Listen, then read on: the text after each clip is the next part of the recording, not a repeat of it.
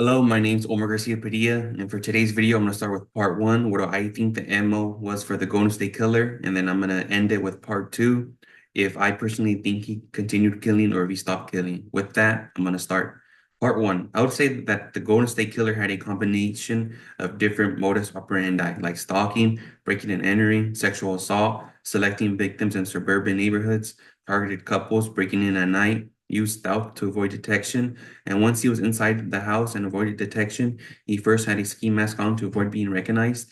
He used a flashlight to stun the vision of the couples. He has a large butcher knife to use as a weapon to initiate force and fear on the couple.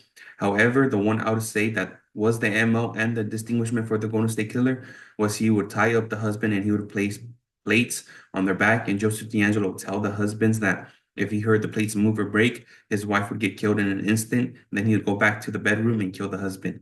And then the plates on the husband's back would be the MO/distinguishment for the Golden State Killer, because there was one instant in the video unmasking the Golden State Killer dark investigation into Joseph D'Angelo where Margaret Wardlow was raped by D'Angelo. And at the time, she was not married and lived with their mother since she was 13. So D'Angelo would then treat the mother how he treats the husbands of his previous victims, where if he heard the plates rattle, then he would kill Margaret, then come in and kill the mother.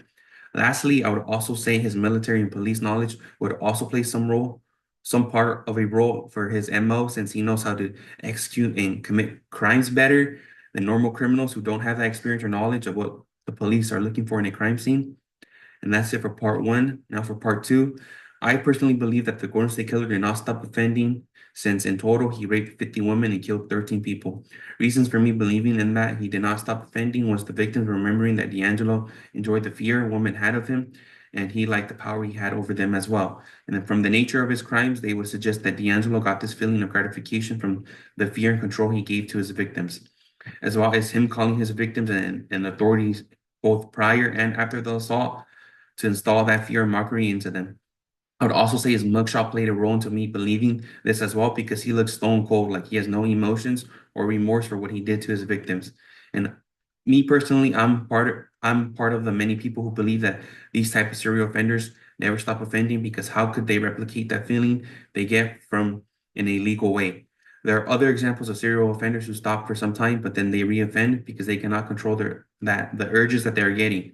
And by just looking at it like that, I would believe that the Golden State Killer / Visalia Ransacker did not stop reoffending, because it's very uncommon for these types of people to stop feeling or wanting to feel the type of emotions they get from committing these offenses.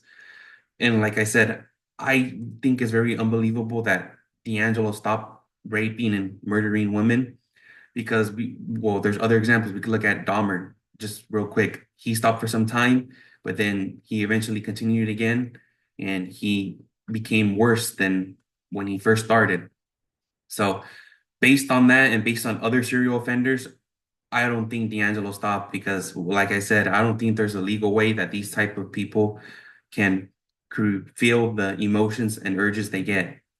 I just personally think that there's something in their mind or brain that tells them that they can be normal like me and you, because of experiences they had as a kid or other factors that could play a role into them being like this.